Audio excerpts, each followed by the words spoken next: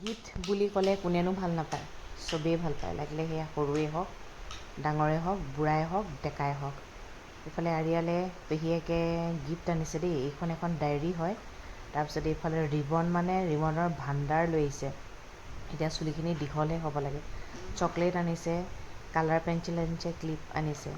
আৰিয়া মানে অসংখ্য colour pencil আছে, তথাপিও তাই মানে কালাৰ পেঞ্চিলটো পাই ইমানেই হেপী, মানে গিফ্ট দিছে আৰু মানে বিৰাট হেপী আৰু। তাইক কৈছোঁ এতিয়া ল'ব নালাগে, পিছত ল'বা।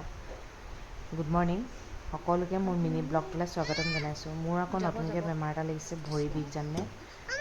মানে ভৰি পতাটো পেলাবই পৰা নাই। ইউৰিক এচিড হৈছে বুলি কৈছে মানুহজনে, নাজানো, ডক্টৰক দেখাব লাগিব। গা চা ধুই উঠিয়ে বজাৰলৈ বুলি ওলাম। মই বোলো ৰিংকু বজাৰলৈ নাযাওঁ, তয়ে যা বোলো। সি কৈছে নহয় বোলে, আপোনালোকো ব'লক। আৰিয়াই আকৌ বজাৰ কৰি খুব ভাল পায় যে। ৰাতিপুৱাই বজাৰ কৰিবলৈ আহিলে দেখিছেনে ইমান ফ্ৰেছ বস্তু পোৱা যায়।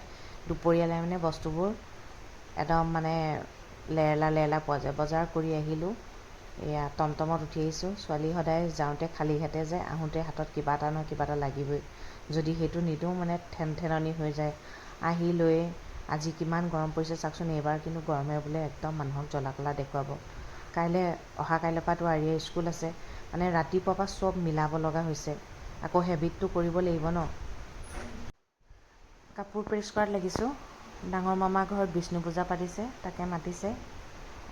পূজা চূজা পাতিলে আকৌ আপোনাৰ চাদৰ মেখেলাযোৰ পিন্ধি নগ'লে ভাল নালাগে ন। আৰু সকলো কাপোৰ প্ৰেছ নকৰিলেও হয়, কিন্তু কিছুমান কাপোৰ প্ৰেছ নকৰিলে ভাল নালাগে যে।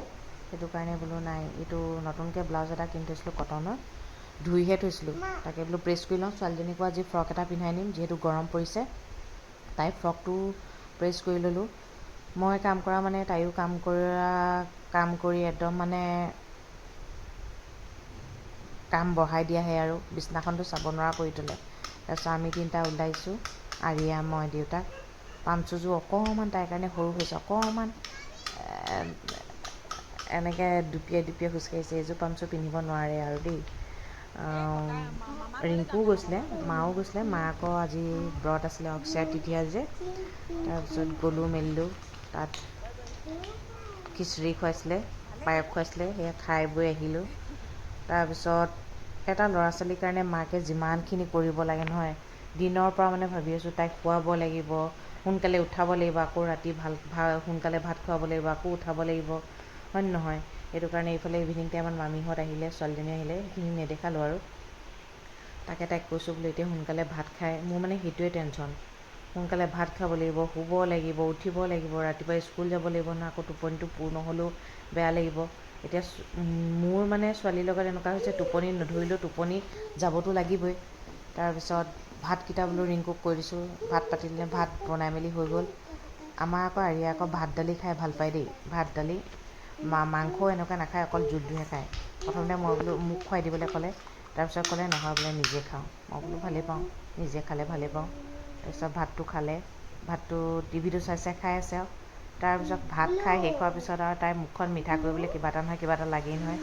ইয়াত চকলেট এটা খাইছে, খাওক আৰু ন, কিনো বুজি পাইছে। এতিয়া ধুনীয়াকৈ শুবা দে মা, ৰাতিপুৱা স্কুল যাব লাগিব নহয় কাইলৈ পৰা দেই। ৰেগুলাৰ স্কুল যাব লাগিব।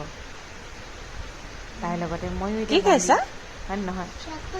মাক মানে ল'ৰা ছোৱালীৰ লগত বন্দী থাকিব